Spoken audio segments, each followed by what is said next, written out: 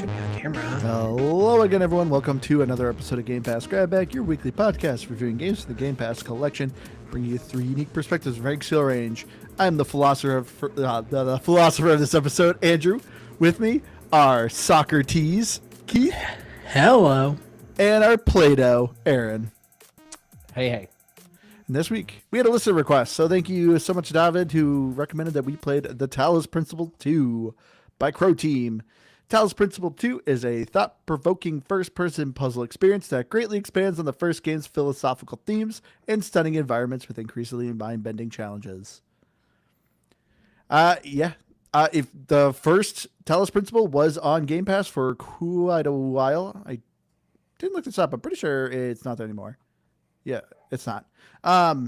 So the second one obviously just recently came out. I remember playing the first one, and it was great. And then I saw this one, and I'm like, I don't know if I want to do more of this. But I got to say, getting into this, whether or not this is a game or a pass, the Talos Principle 2 is a definite game. I really liked this game a lot. There's very little I have to complain about this game. I remember, okay, I generally like puzzle games, but there's like very fine line of they're just easy, not very fun, or they're so hard that it's just like, it's also just not fun. Cause I'm like, I just have to look everything up. Cause I don't know what this puzzle is telling me. I always remember the two hardest puzzle games in my mind that I always think about was The Witness and Talos Principle 1. Talos Principle 2 though, I breezed through the entire game. I guess I shouldn't say breezed. There was a couple times that made me stop and think a little bit, but this whole game is designed about thinking. And I thought a lot. And so it's a really fun time. That's the other thing too. I generally do not like philosophy, and this game is a lot of philosophy. But I gotta say, it wasn't that like annoying. There's some philosophical questions people were asking that I'm like, okay, this is redundant. I don't care. But then there's other things I do. I'm like, oh, this is kind of fun. Yeah, Talos Principle 2. This is a definite game. Yeah, I was trying to think back on how we rated the first one, and I could have gone back and listened to it, but I wasn't going to do that. So naturally, I just tried to think about it, and I vaguely remember what you had said, that towards the end it got a little bit hard, but also a little repetitive, and it was just a lot of like, how many times can I bounce this laser in a weird way and complete this puzzle? And what I really appreciate about the Talos Principle 2 is it is the same thing. It's how many times can I bounce this laser and get it here?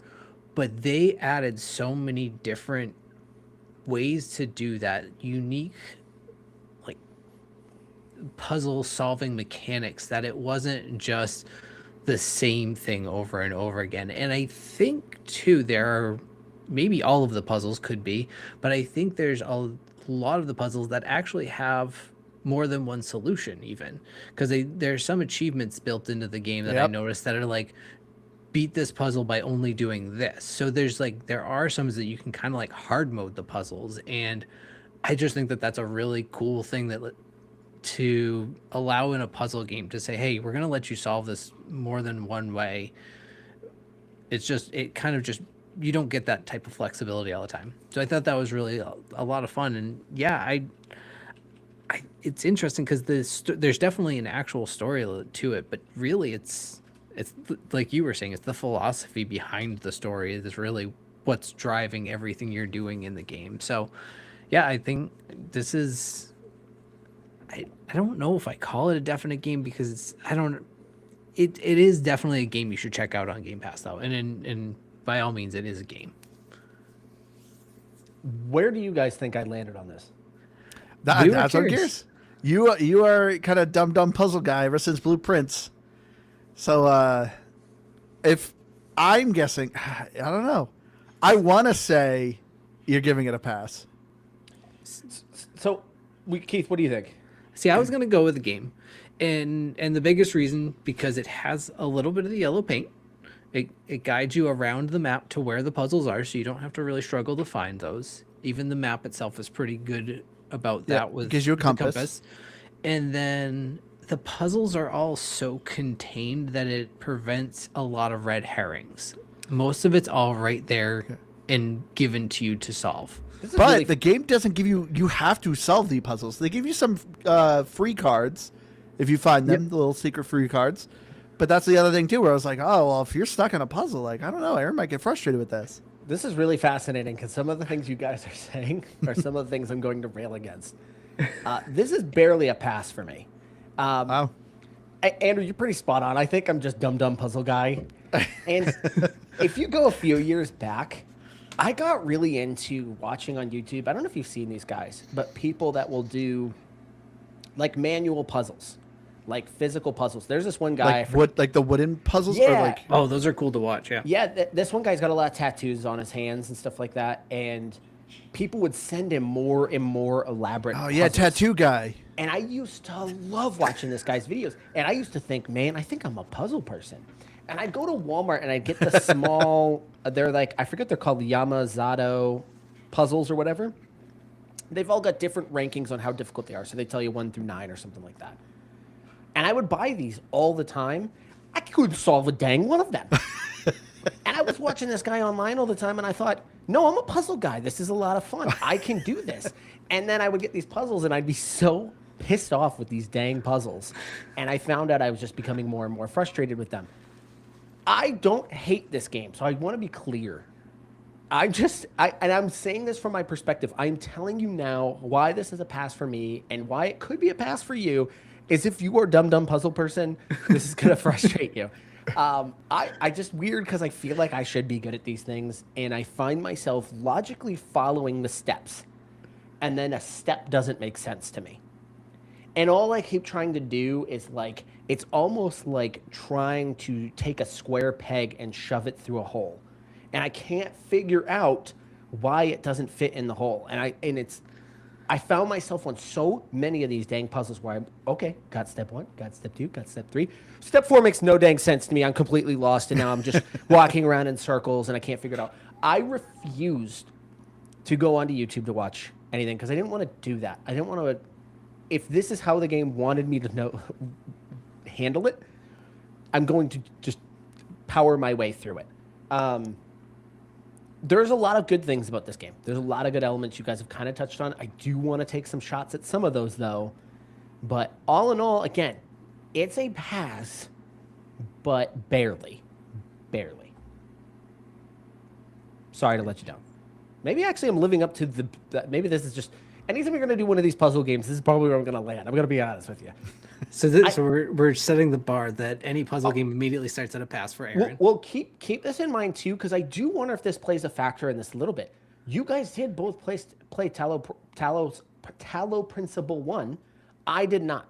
So this was my introduction. So what was probably something you guys have all kind of gotten an idea of was brand new to me. I think that I had no think that expectations. Because I had that thought, like, it's by no means a game that like you have to play the first one to play the sequel. The storyline, it picks up and it talks about things that happen in the first one, but it's overall, it's not required. You're not going to lose anything that's happening.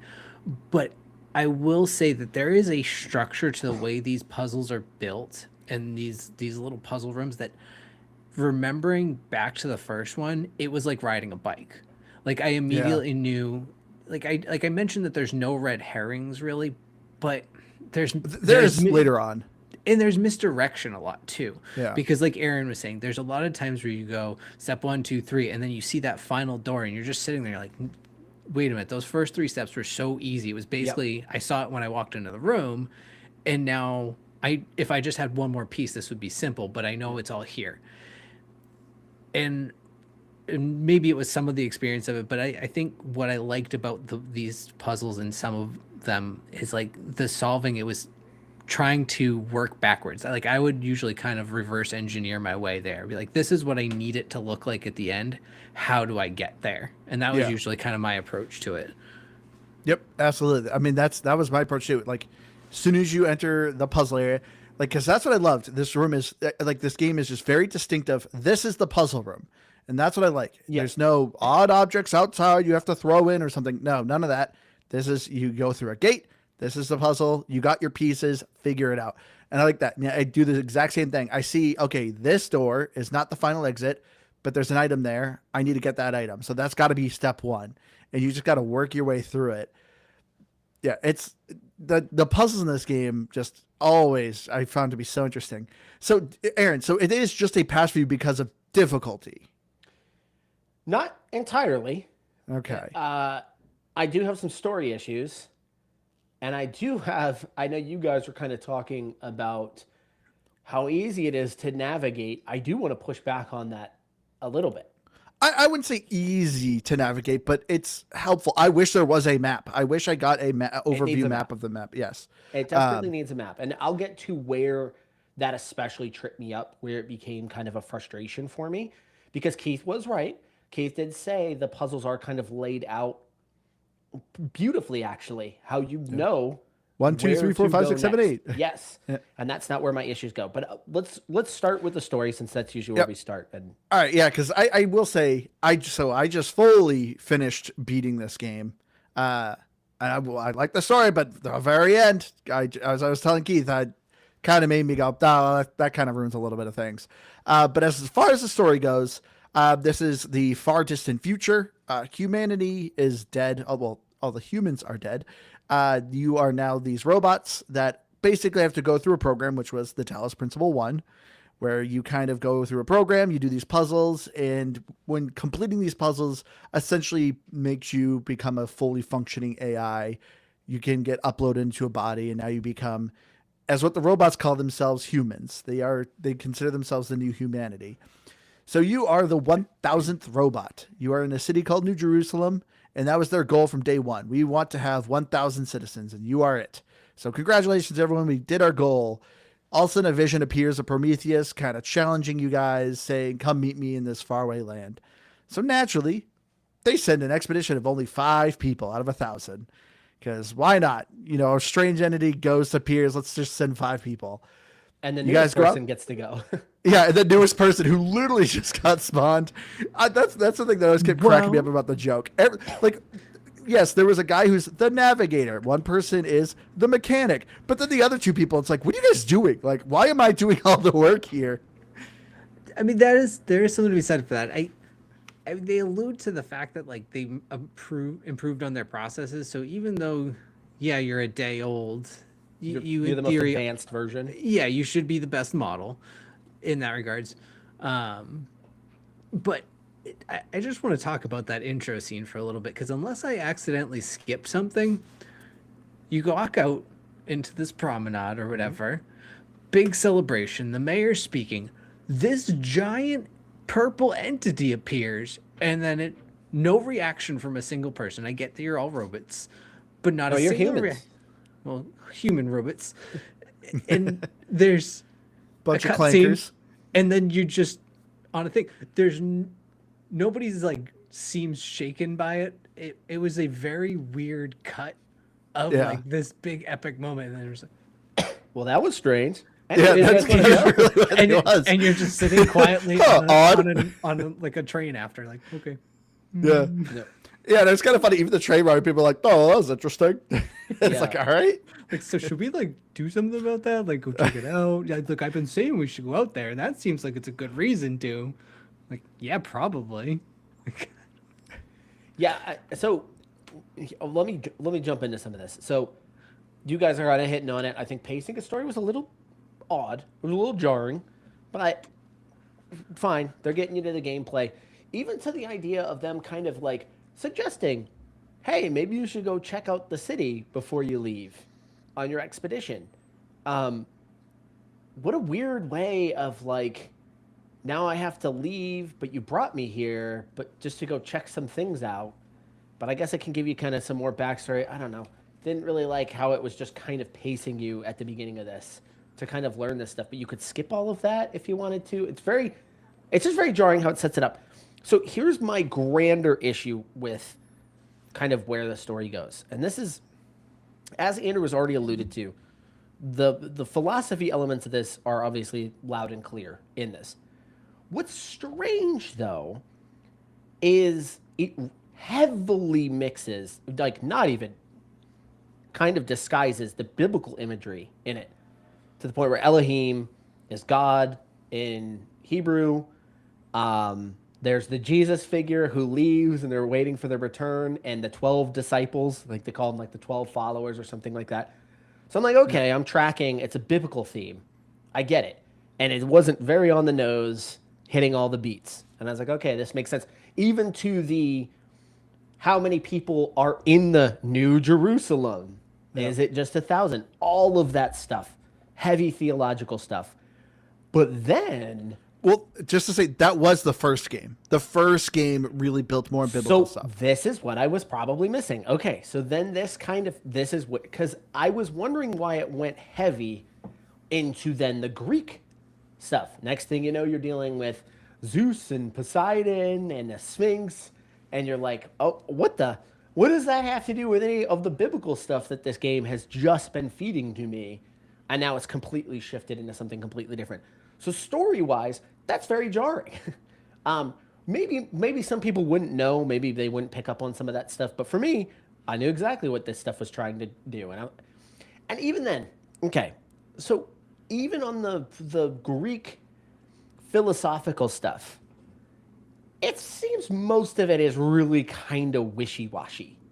Yeah. You're kind of just meandering through it, and you're like, to put this as an example, very early on when you're talking to the Sphinx for the first time, and they're just asking you a ton of questions, and you're kind of answering them, but they're like, here's a philosophical question, you give me a philosophical answer, and I won't tell you anything about it. We'll just keep going. There's a lot of stuff like that throughout this game that I'm like, all right.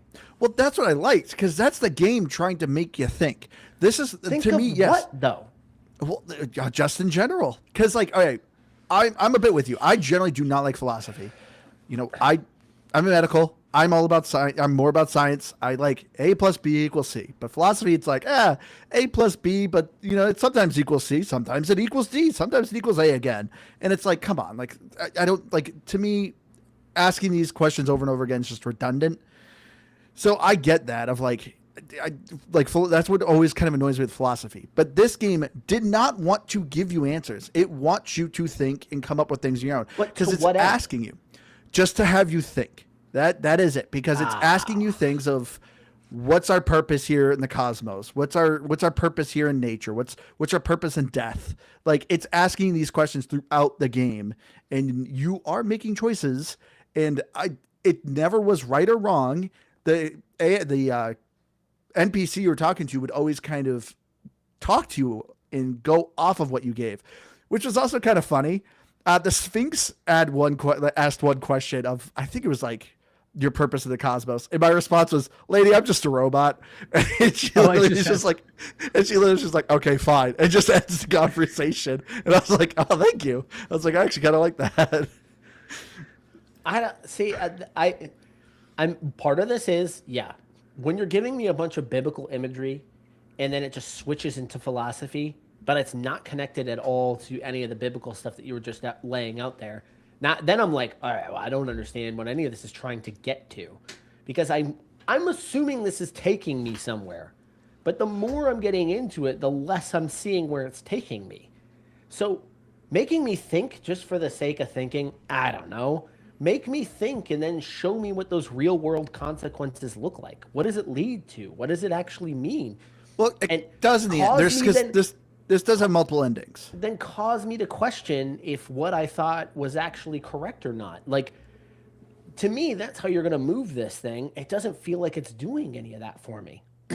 So, just story-wise alone, I don't know. I didn't walk out, like, on principle, I like it. Like, I actually kind of like the setting of this. I like the idea of the new humans are just all robots who believe they're kind of taking on the torch of humanity and stuff like that. Like, I think there's some stuff there that I'm actually really fascinated in. And I really, really liked. But then it just gets muddled in stuff that I'm like, oh, where is this even leading me? Like, do any of these questions mean anything? Do any of these answers mean anything? Because it sure feels like it's just kind of pushing me around in a circle for funsies. And no, it does. Like, there is, like I said, there's multiple endings, and it is, like I said, having you think of what do you, like, where do you as a person stand? Do you think basically everyone should hold hands and just continue the status quo? Should we be expanding? Should we be, consuming? Should we actually go across the stars? Or should we basically accept our place in nature and just kind of roll over and die? Like, these are things that are building up because you are kind of building to an answer at the end. Yeah, I don't know. This game's not going to give you because that's the thing. This game could have got super preachy of no, humans are bad because obviously the real human beings all died from a virus. So it's like, okay, is this going to be like another one of those things of we really suck at COVID and we all died, or the same with they even talk about kind of a little bit of global warming. Oh, humanity polluted the oceans. No, but it doesn't really do that. It puts up these things that are real world issues, but it's not, this is the answer. But the idea of philosophy is kind of testing out what your belief systems are.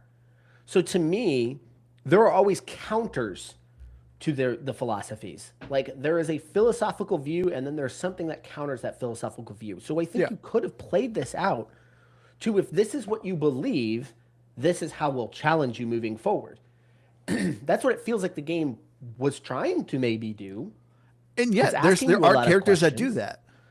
I mean, so far, I have not run into anything that shows. Well, how far did you get?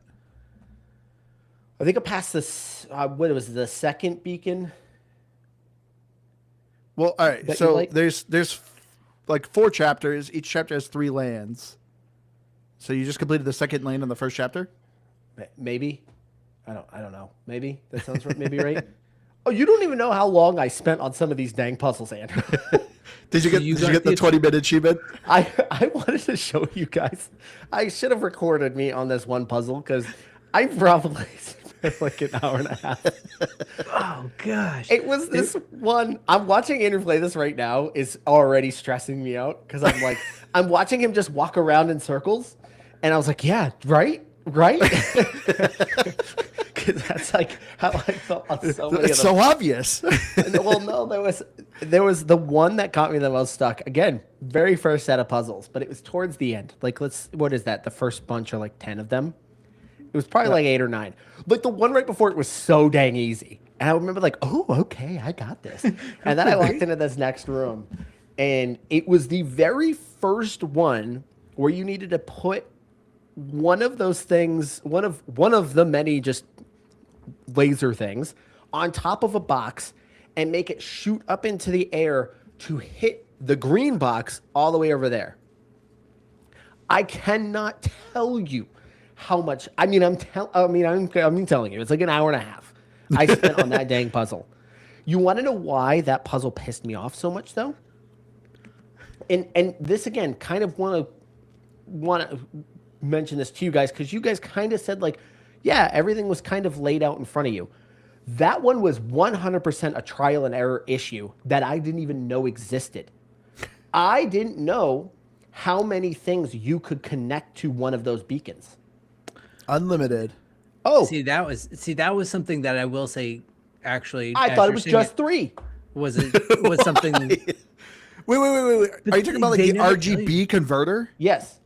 Oh, that's 2. Yeah, you need 2. No. Oh, it's, okay. So the one that went up in the sky, I'm trying to figure out what it was because I think that was just one of the laser beam shooters. If you were only on the first area, you would have only had the converter. It had a converter. All it had in there was a box, a converter, and then one of the beams. I don't know what you call those, the direct beams. Like the ones the on connector. The wall, like... Yeah, the connector. It was just those 3 things. And my issue this entire time is I didn't realize I could connect to more things because it was never something I had to do to this point. So I go into this room following the steps I followed in every other room. And now I'm like, I literally cannot get that green beam over there. Like, I don't have a way of doing this. And I'm wandering. I mean, an hour and a half. And I refuse to look it up. I refuse. See, this is funny. I mean, puzzles are all about trial and error. That's why I think it's funny. We're like, I'm a puzzle guy. That's like, well, it's about failing. You got to fail. I think the problem is, and this happened in Blueprints. I follow your rules. Like I'm following your rules. When Blueprint said, what was it, the 29th room? I Yep. said, you need to find the 29th room. I'm like, okay, so there's 28 rooms. So I need to find 28 rooms that lead to the 29th. That makes sense. I'm following your rules. Come to find out, I'm doing this in the most frustratingly way possible because I'm following their rules. And it's the same thing here. You kind of go through that tutorial. Tutorial makes sense, very easy to follow along with. And you get to this one point where you need it to connect to multiple points.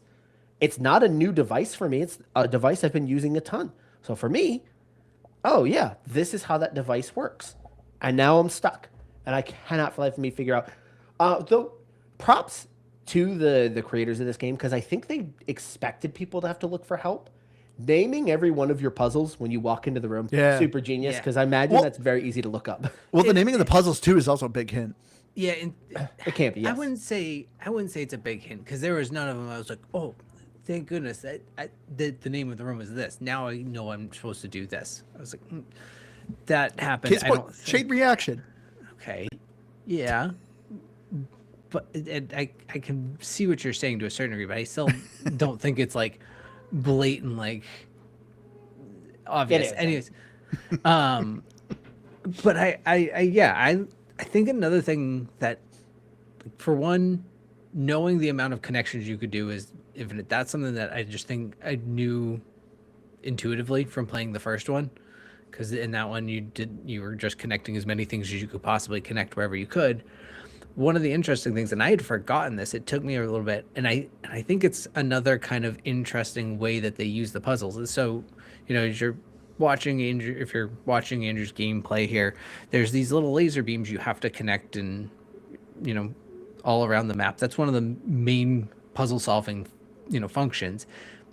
You can pre-connect things even when they don't have the ability to generate the laser beam, so that when some other event happens, that all of a sudden that connection is available, you have it. And it's like such a weird little sub mechanic, and it doesn't tell you that you can do that, but it's such an important mechanic for solving the puzzles.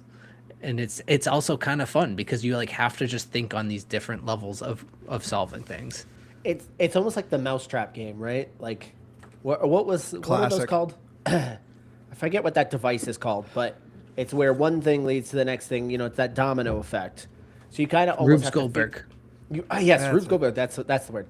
So it's like you're trying to almost figure out maybe 2 steps ahead. Like if I do these things, will it then lead to this? So now I kind of have to prepare for that thing. Again, super clever designs. I'm not going to knock the designs of these things. I think if you're a puzzle head, I could see why you'd be way into this game, like 100%. So why didn't you Call like themselves it, puzzle Aaron? heads? I know I'm a puzzle head. Deep down inside, I am. I swear. I just want to be so bad. Because I get the satisfaction of it when you do complete these puzzles. Like, even if I was frustrated as all crap getting there, like when I got there, I was like, oh, I was really happy with how that played out. And nothing feels better than when you fly through one. When you fly through one, you feel like nothing could stop me now. And that was the worst about that one that I got really, really stuck on. Was the one before it was the easiest puzzle I'd ever done. And I swear they were messing with me because I just flew through it and I was like, oh, dang, I got this down now. I get it now. And then immediately, hour and a half stuck. So, Well, what part of it is oftentimes the solution is the simplest thing, and because, like you were saying, you're trying to think these 2 steps ahead, you don't stop and go, wait a minute, there's actually a direct path between these 2 things that I actually need to connect. Like there was one, I probably spent like, I don't know, maybe 10, 15 minutes on it. It had this like weird platform, not weird, but it had a platform that it would spin, and it would expose like this little red laser receiver. And I'm sitting there, I was like, how do I do this? Like, because as soon as I take that off, I was like, I know I need it to. Long story short, picking things up, moving them back, swatting this thing back and forth, back and forth. At the very end of that row, directly across from it, there was the red beam. I was like, oh, I just have to walk down and connect it here. And then I was like, took me 10 seconds to do Yeah. after that. And you're right. Those are so like those are the ones that to me were the most satisfying. Is when you're just sitting there kind of beating your head against the wall a little bit, maybe for an hour and a half. When it finally clicks, it's frustrating because you're like, it was that easy. It was right in front of my face, but it feels so much more satisfying. Yeah, no.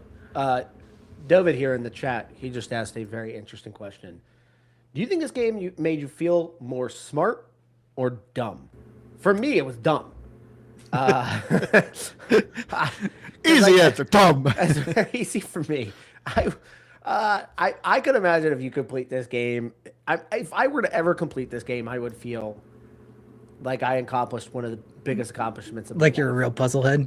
Yeah, like I would immediately go out and buy the most expensive wooden puzzle I could find in the store right now, just because I would feel I could do it now. I don't. I hate to admit it. After all these years, it's starting to dawn on me that I'm not good at these games. I hate that I'm not good at these games.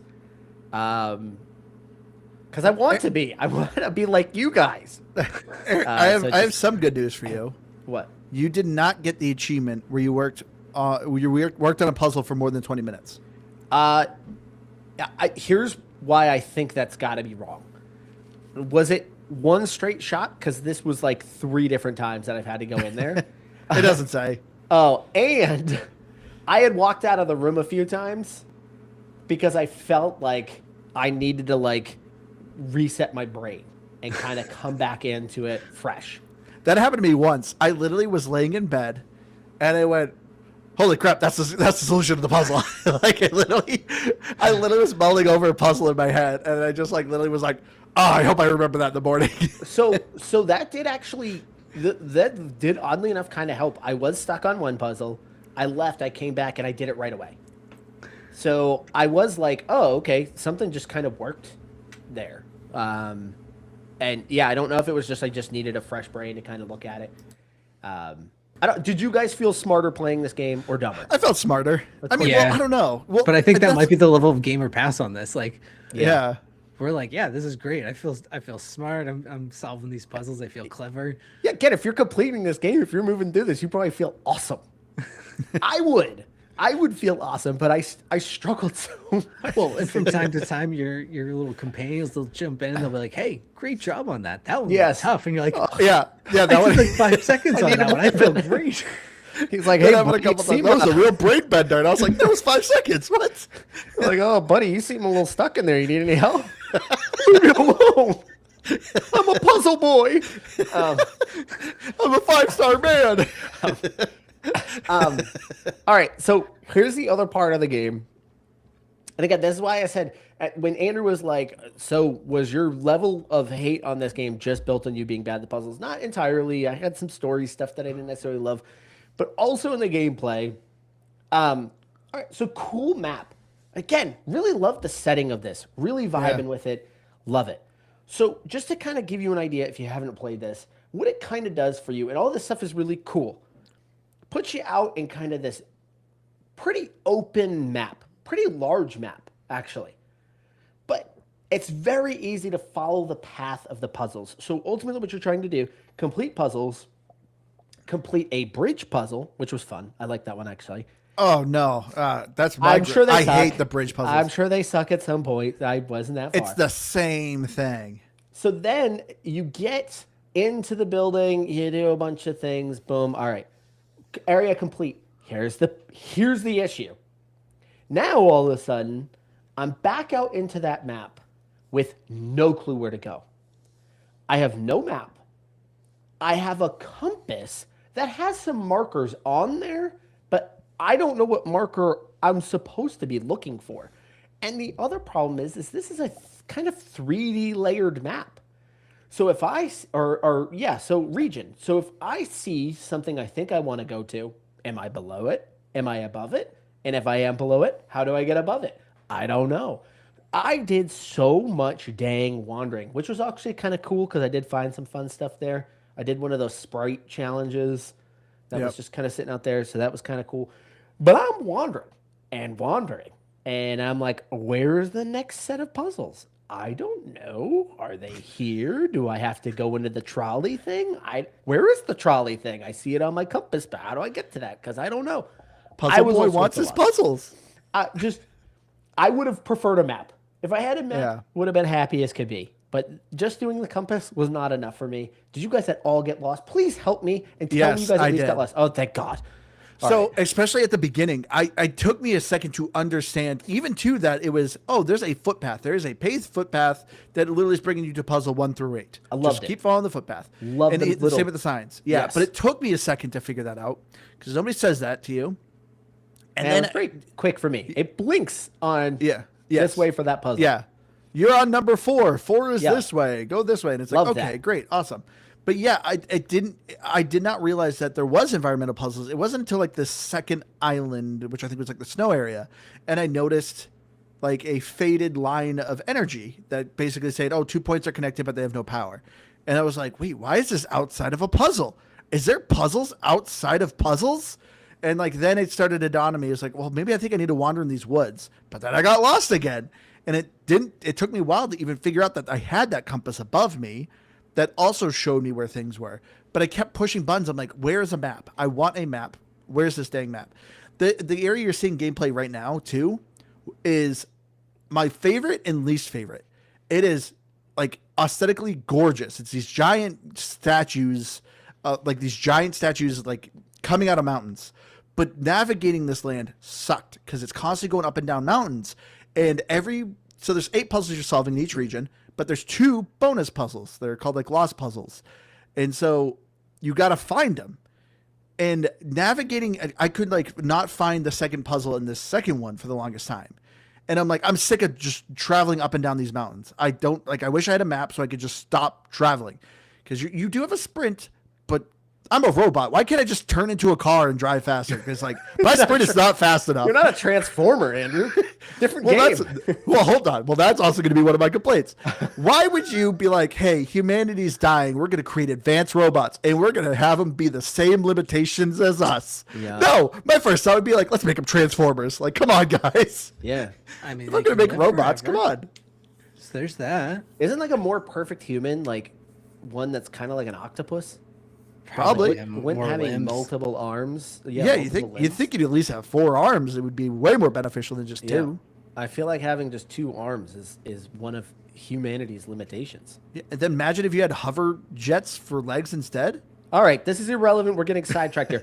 Although that is some deep philosophical thinking there, Andrew. Proud of you. Yeah, so I didn't know there were puzzles. Well, I mean, I kind of learned there were puzzles outside of puzzles. But the navigation here, it just drives me nuts. This is just, I also want to emphasize just because I feel like there's a lot of people that are going to listen to this and be like, Aaron is some big dumb idiot. And that is true. Like, I'm not saying that that's completely false. But one of my all-time, like, I like thinking man's things, just not in puzzle form. Like, one of my all-time favorite movies is Arrival, which is a big philosophical thinking movie. It is not just an alien movie. It has this really interesting question that it kind of lays out to you. And I freaking love that movie. It's one of my all-time favorite movies. So Your second favorite's Fast and Furious. Yeah. so I know I'm going to come off that way, but for whatever reason, yeah, just navigating through these puzzles has just been, it's been a real headache for me. I've struggled. All right. I've had some bad days. Aaron's just shaking to his core. I wanted to like this. Like I really did, but when I kind of sat there and thought about it as a whole, like even if I ignore that I'm not that great at these puzzles, I still was like, there's enough other elements that that are frustrating to me about this game. That if those were cleaned up, I might have ended up in a much better spot. But yeah, I needs a map. Put a dang map in this game. Well, so here's my one question, I guess that I was just thinking. Did Keith, you use any of the Prometheus? You can have 2 questions. Oh, thanks, guys. Did I use any what? Of the Prometheus things? Where Not it a was just single on- one. Didn't. There was one I did.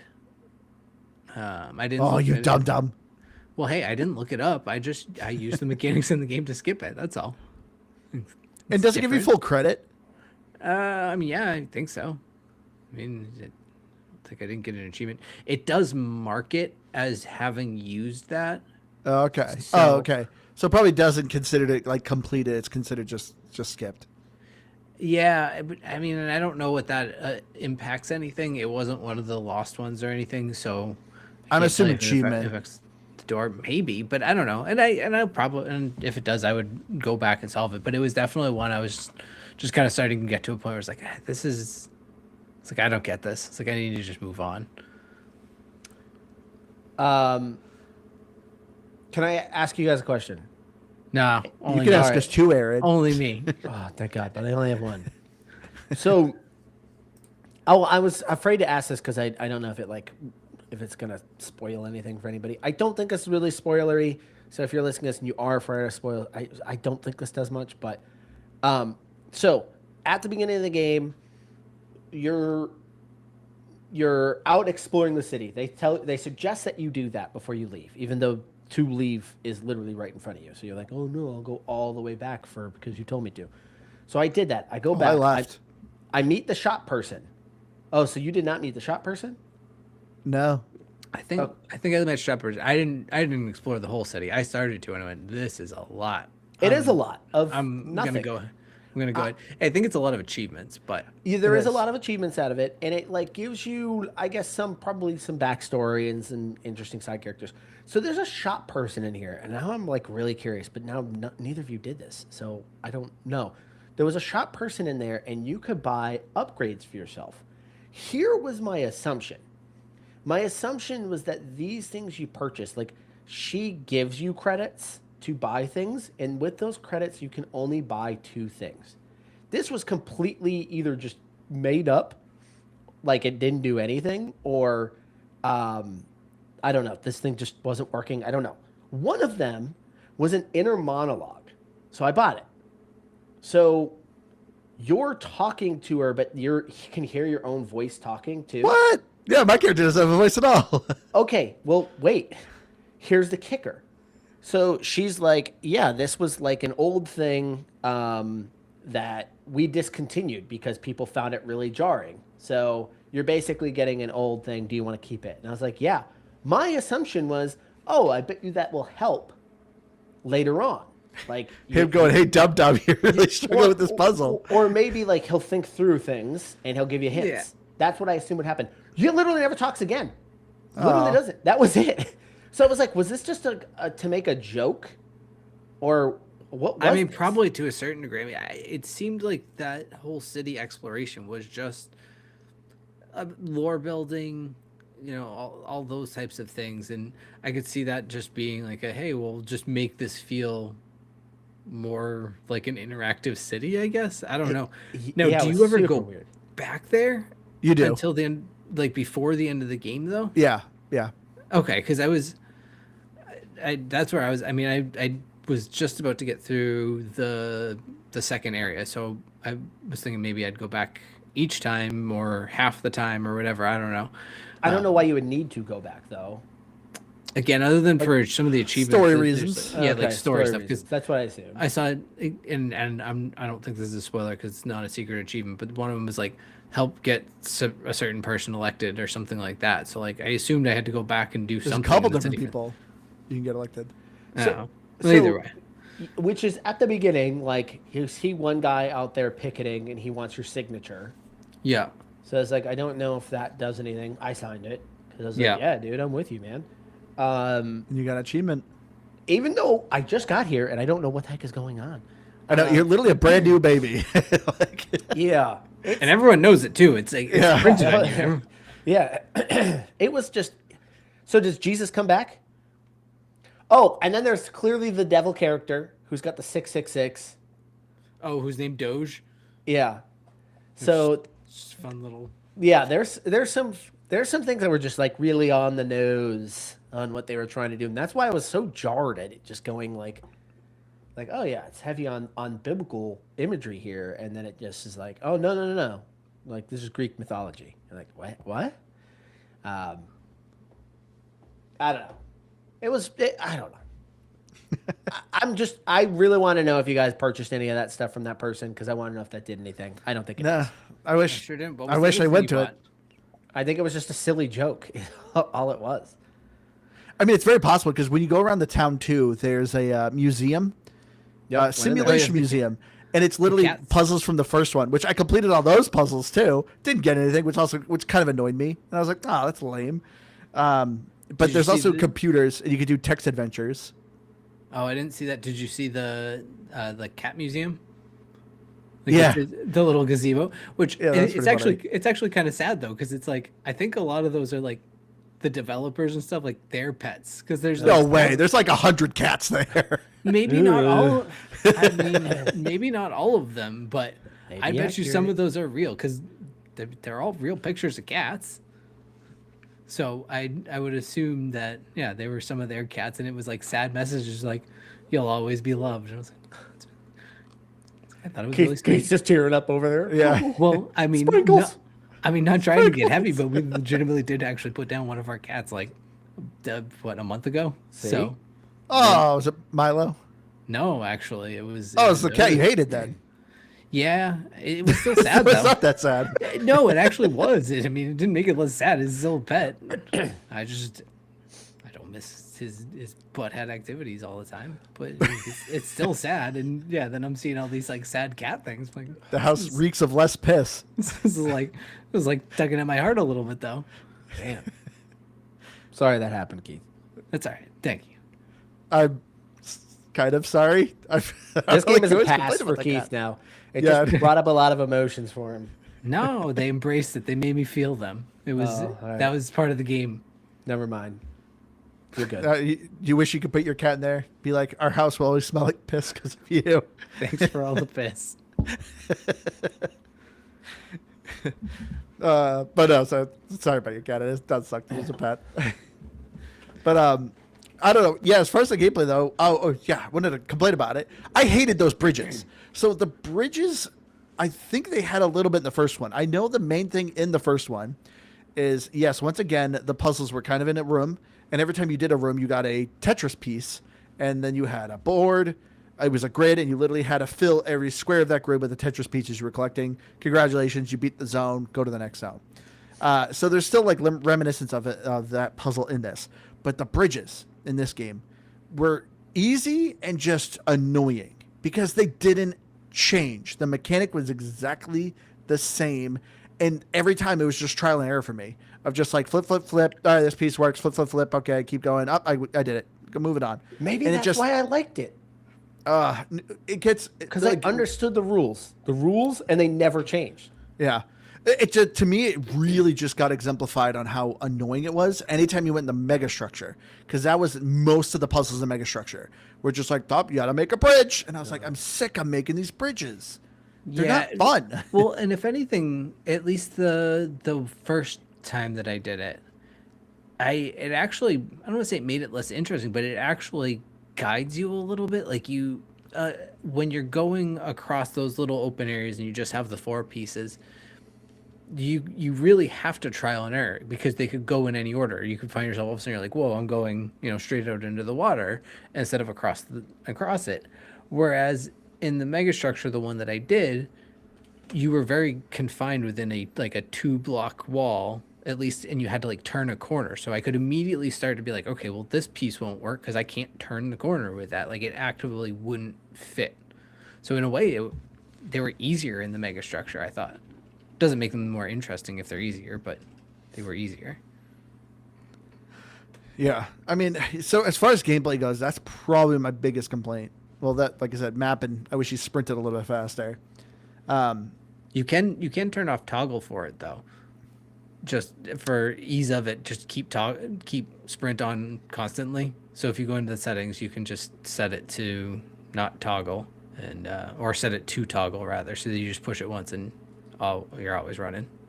Yeah. Still wouldn't probably change my opinion on it though. Yeah, because some of these zones are just huge. Also, too, I wish it was a fast travel. Like, you could pull up the map, which gave you a grid of like, oh, these zones, this is what you completed. Like, you missed a puzzle here or there. Got that. It would have been great. When you go into the traveling car tram system, you can teleport to a location of a puzzle that you have discovered.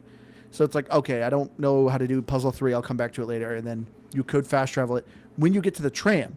But if I'm in the middle of the island, you can't just fast travel. That was annoying. It's like, just let me fast travel.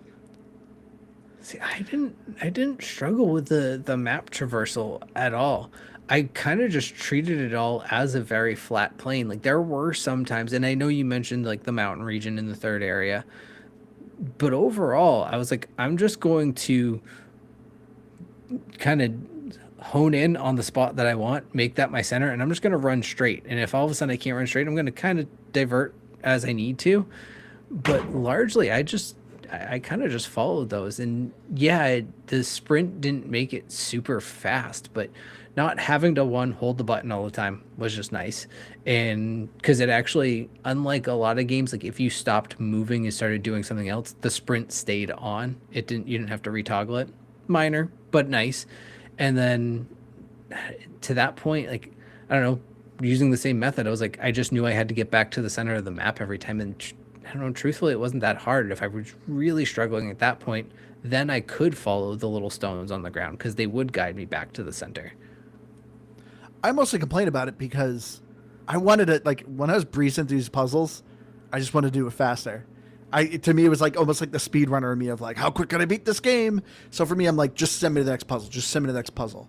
But I also get why they don't, because graphically, this game is gorgeous. The environments, you can tell the developers are very proud of it, in which they should be, because, man, these environments are stunning. And so they clearly just want you to walk through them and enjoy this environment that they made, which I get. Because, yes, each zone that you're kind of going to, some not too close, but you could like kind of look similar, but a lot of them are crazy distinct, awesome, gorgeous, vibrant colors, cool environment pieces. Like I said, the statues, sometimes you got like kind of a swampy like bog. Awesome. I loved just seeing the new environments. What is it in a game, like in a landscape and environment, a like half crumbled statue, specifically when that statue is like a human? Like, you know what I mean? Like just these giant hulking humanoid statues. There's just something about it that sets a tone of a landscape in a video game, and you're just like, man, that thing's cool. I don't know. There's a lot of those in video games, though.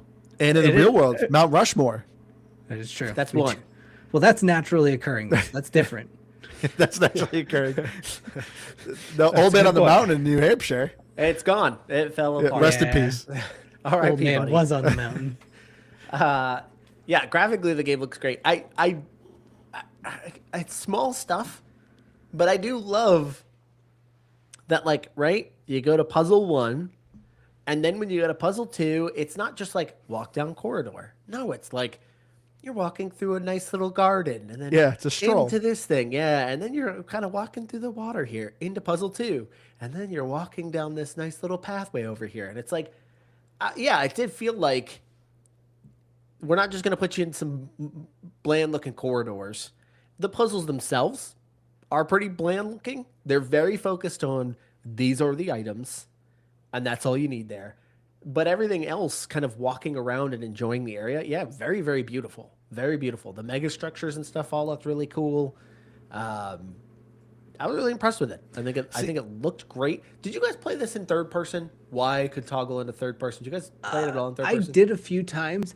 I thought it was kind of nice, but what I actually what kept me away from it was the targeting. It still has a weird floating reticle. It's usually third person's a little more forgiving, and it's not. So if it was, I actually liked it for some of the visibility on puzzles, but I largely played in first person. I thought you looked a little like that's one of the areas where I thought graphically looked a little funky. Was kind of doing things in third person. I was like, it probably makes more sense in first person. I did it a little bit, and I was like, I don't really like this. I'm just curious if you guys liked it. I think the third person was kind of meant more for photo mode, which there is a photo mode in this. Yeah. But yeah, anytime I did third person was when I was walking between puzzles, and I'm like, I want to see more of this environment. Is usually when I would pop up the third person mode. Yeah. But I had another complaint that I forgot about now. Was it sound related? No. It's your comment about the puzzle designs were kind of flat and bland. That to me is actually a pro. I think it is too. When the game first started, that's how the first Talos Principle was. And I remember I would get frustrated with some of the puzzle designs because it's obviously ancient Egypt or they did ancient Greek. It was a lot of ancient stuff, so it was all very crumbly. And a lot of times I just didn't know that the puzzle had like an opening for me. Like that's where it wanted me to go because they tried so much to make it look like a crumbled ancient structure. And I remember that annoyed me. This, I like that it was very clean. This is like, yeah, there's a tree here and there that's sprinkled in, but none of them prevented me or got in my way of the puzzle. So it's No. like, great. Like you said, it was very easy to walk into a room, kind of get a lay of the land, and kind of figure out where your next step was because it was very clear. These are your targets. Yep. Here's your tools. Here's your targets. Good use of colors. Yeah, good use of colors. So all of that stuff when you're getting into the puzzles, it's not like, yeah, there's a lot of clutter or there's things hidden. It's pretty out there for you kind of plainly to see. So again, I don't say all that to say that's a negative. I actually think that was a positive to make sure your puzzles were easy to read. There's giant hulking hands. Yeah, just But very but cool. I also like the we were just as we're watching Andrew's gameplay here, he was talking to somebody. I didn't. Interesting. The Tony Stark little light in their chest. You know what I mean? What about it? I just thought it looked like they just looked like Iron Man. Oh, it does. Okay. Just End of observation. It's just as a design observation. Yes. All right. There you go. Sorry. I thought you were going to a point, and it's like, all right. Nope. That was the point. I was just Okay. I do like that the robots, all are like the same height, and it's just they're slightly different color coded. Yep. Like that's it. Gives- You're just gives a slightly little different color character. coded. Yep. I also just like the visual of what we just watched of that other robot just bending down to pick something up as you No, I go think he was ducking. sprinting. I thought he Was was it? ducking because this went over his head. Oh, I thought he was picking something up because it's just like as you go sprinting past chasing this thing's just like do do do do. But yeah, audio though, love this game soundtrack. Really, really good soundtrack. Which it is on Spotify. I already looked this up before. I was prepared this episode, Aaron. You want to know How many this views? soundtrack is so good that at one point, I'm lost and I'm just exploring this island and I found this little cave and the music was just hitting it where I was like, oh yeah, I was like really into it. And I went into the cave and the track changed to cave music.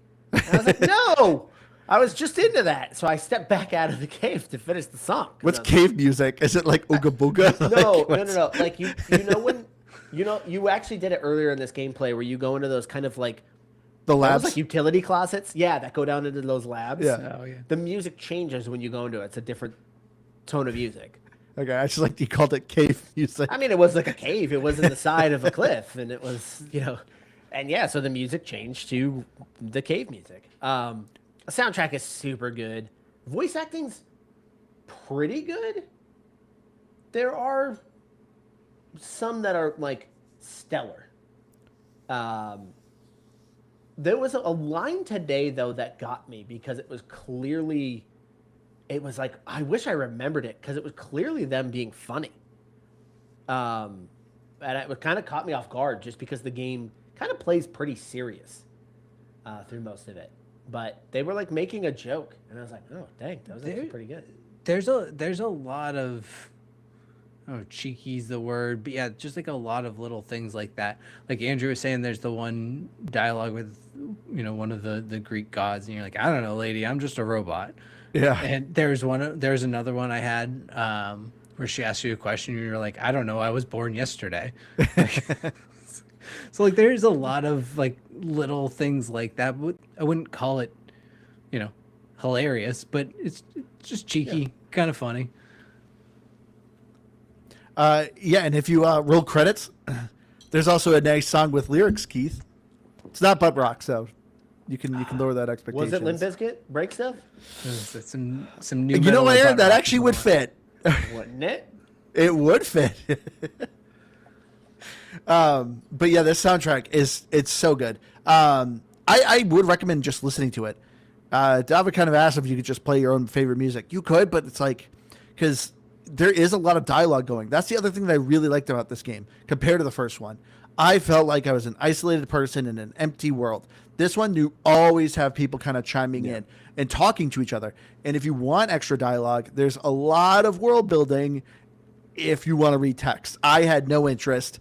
Anytime I read text things, I just click just to collect it. Never read a single text, and I still got a good amount of the story. Obviously, this texts are telling like the last human scientists before they went extinct, what they were doing. There's text explaining about some things that are happening on this island. Don't know, don't care. I don't want to sit and read. Like, I was enjoying my time so much doing these puzzles. I don't want to be like, let me pause and read a book. I did genuinely like the Trevor audio logs though. Yes. His were like usually kind of funny, and I thought the most interesting. Like, I don't know, there was the one he went on forever about John Carpenter and all of his movies. I don't know, it was just entertaining. The Thing is the best John Carpenter movie ever made. So honestly, The Thing is probably one of my favorite movies. I think that was actually the one he's focusing on when he's The Thing is outstanding. No, he said, was it the Maw of Madness? It was wildly underrated. I actually haven't heard of that one. But anyway, so I recommend listening to this with headphones because it's chill. It's a very chill game. The music is really relaxing. How many times do you die in this game? Oh, actually, surprisingly good amount.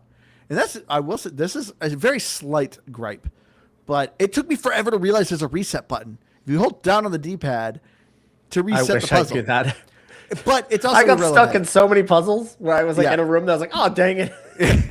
But it's also irrelevant. Pressing start and hitting reset checkpoint is the exact same thing. That's literally it. Yeah. So it's literally just saved you an extra step of hitting start and A, but that was it. By the way, you can't die in this game. You can. No, you can. You can fall into the water. There's a couple other weird places. I think. Everywhere I could jump down into. You could drown. Really? Yep. I did not know this. But there is no height damage. Yeah. I mean, you're a human, but you're also made of metal, so that would make sense. I mean, metal can still break, though. Yeah, I guess so.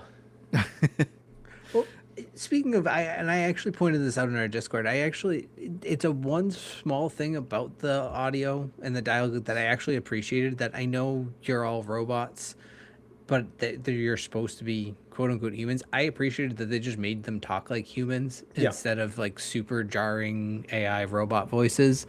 It's like, no, you actually made them evolved robots. That's also weird. Why would a robot have an accent?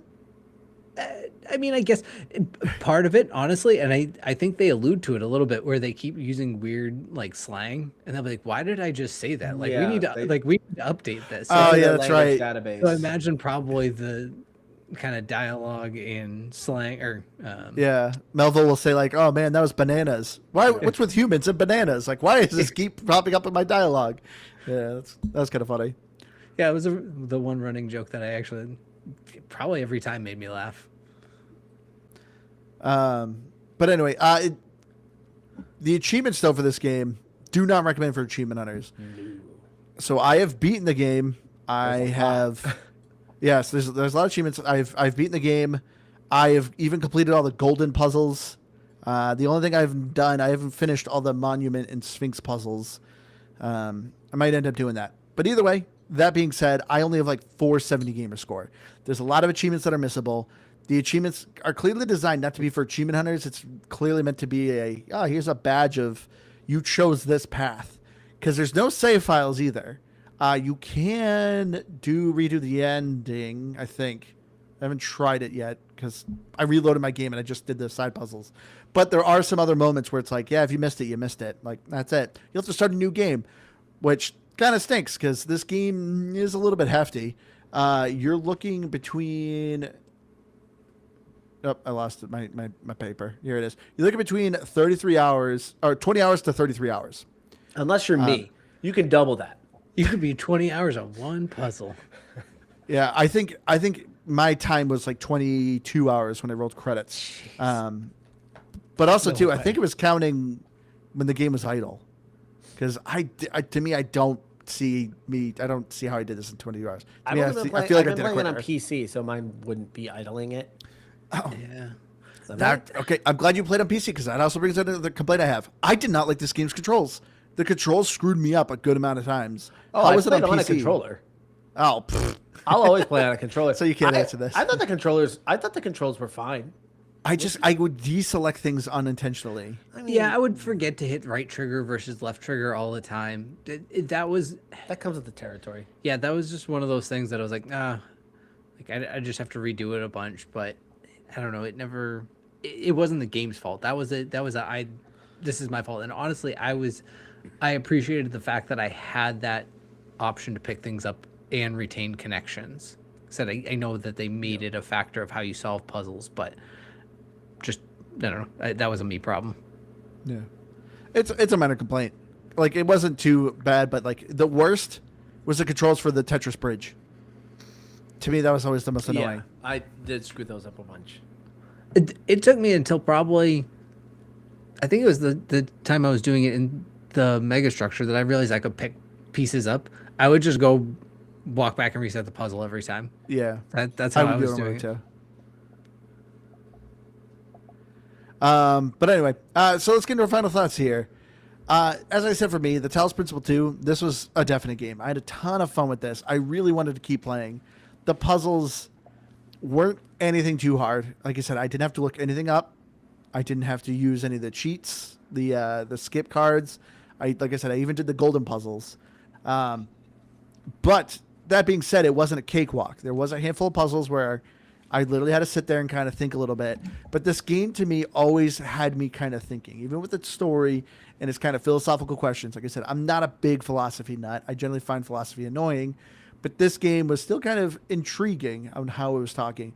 Even if you're not into philosophy, just seeing and understanding of, hey, there's this big mysterious structure and you have these companions and that's the story. Like if you're just going off of that, because anytime you complete an area, you get presented with a figure and they kind of ask you philosophical questions. Honestly, you can mash A. You can just go whatever. But as far as it comes to the companions and what's going on in the world, pretty interesting. So you don't have to be a big philosophy nut to understand this game. Yeah, I found the puzzles to be easy. Obviously, other hosts here disagree. But yeah, I have very little complaints. The graphics were great. Audio was fantastic. Achievements were kind of cruddy. So kind of lose a little bit of points with that. But overall, this is a 95. Yeah, I mean, probably echo a lot of those things. I wouldn't call this a surprise because I knew I enjoyed the puzzles in the first one, and I knew I was going to get a lot of the same, and I was going to enjoy what I was getting. But it did surprise me how much I found myself enjoying it. I liked the added layers of the story. It wasn't the greatest story. I didn't think it connected me all that much to philosophy as much as I just thought that was kind of an interesting approach to it. Really, just from I thought of it more truthfully from the aspect of, robots kind of discovering a new piece of humanity. They had figured out all of the science and everything, so now they're just on to the next thing. They mentioned at one point like the why of things rather than the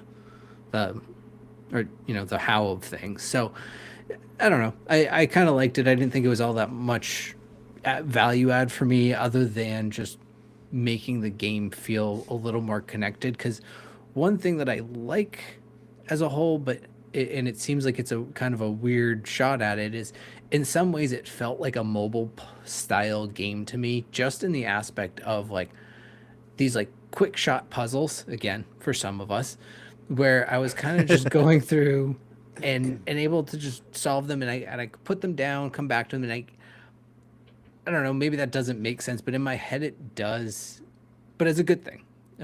But they were obviously a lot bigger and deeper puzzles, and it ends up being a lot of fun.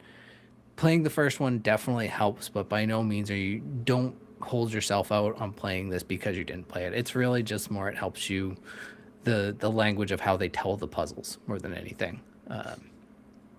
But it's great. It's a lot of fun. I'm glad we played it. I would give it a 92. Yeah, if you are a puzzle head, this is rad reality. You're gonna love this game, and I'm jealous of you. I wish I was a puzzle head. I'm just not. And no matter how hard I try and how hard I try to convince myself that Is this a real phrase? I don't think it is. Yeah, Andrew, people in the puzzlehead community obviously know this. Yeah, how do you not know that? See, he's not a real puzzlehead, so don't listen to anything else he has to Please say. be a puzzler. So I mean, it was very frustrating for me. It felt very rewarding when I got to complete things, but it made the game feel like a slog at points.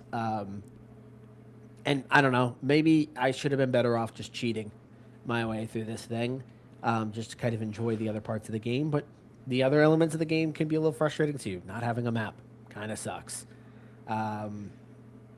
Story-wise, I thought the story was fine. I don't like the mixed elements of the biblical imagery and the Greek mythology stuff because it just gets lost and gets muddied for me. I don't know. So I had some issues there as well. Again, this is just barely a pass for me. And it's for those reasons, but gosh, I feel bad you guys are all putting it in the 90s. I think I got to give it a 70. Puzzleheads of the world unite. Yeah, and I know. Don't tell Aaron he's wrong. You can go mock me on the comments. Go ahead and do that. That's totally fine. Some of that is probably really warranted, honestly. I really wish you recorded yourself. Watching your footage would have been way more entertaining. Honestly, yeah. But I feel like people would watch it and be ripping their hair out. You're like, no way, this is real. No, like, there's I mean, well, it's the same. It's like when you played Balatro and people were like, "What are you doing?" Well, yeah. I mean, Balatro's kind of wacky though. Like, and there's like some RNG that's playing in there, and that one definitely felt like there was more trial and error built into it than this. I will also. I did not play the first one, so as Keith kind of said, I agree. I don't think I needed into the first one. It would have helped maybe with some of those story elements. And then probably some of those puzzles might have been a little bit easier because I had some kind of backstory built into how those puzzles work. But other than that, I mean, generally speaking, this did feel like a completely fresh experience. So I would agree. Yeah. But yeah, so definitely check out the Talos Principle 2. Full price, it's actually $30. It's a pretty cheap game. But what's surprising is the DLC is kind of expensive. DLC is $20, but it comes with like 3 different packs. I'm like half tempted to get it because one of it's like super difficult puzzles. I dare you to do it. I don't know. I mean, if someone wants to be generous enough to gift it to me, my gamer tag is Firebird01952. Oh, stop it. That was pathetic. I think Aaron should get it. No. And that would be it. That's the gameplay we have to see is Aaron playing the hardest puzzles of the game. Ugh, I can't. It would stress me out even more having people watch me. Like, because I'm already, like, getting annoyed. I was literally having, like, commentary to myself. Like, okay, that makes sense. Okay, yeah. And then I'd, like, what is wrong with this? What does this make? And I'm, like, getting, like, mad, and I'm just yelling at it. It's just me in my office just yelling at it. And I don't think that helps, kids are like, too. Mommy, Daddy's yelling again. They could just hear me in the backyard of my office. Just, what's with these lasers? yeah, and then they look out there and see it's just me moving around laser beams. They think I'm playing some intense game, and it's just me moving laser beams, but it's really hard. Gosh, I would love if you just record yourself playing an hour of this, put it on YouTube. But you can check it on YouTube. I have my gameplay footage up there. You can go to GamePassGrabBag.com. In the top right corner, you'll find the links to all our things, our YouTube, our Discord. Come join us on our Discord. Say hi. Me and Keith are pretty active on there. We record every Wednesdays around 8:30 EST. So come join us for our live recordings. Yeah, thank you so much, David, for recommending we play this. Because, yeah, I saw this game, and I remember I liked the first one, but I don't know if I was ready for a second go. But, nah, this was well worth it. David, in the chat, you said, would I play it if you bought me the DLC? You do not want to waste that money on me. You don't want It would be so much better spent on you than Andrew. Yes. Oh. The pain just thinking about it. Oh. All right. We love you all. See you again next week.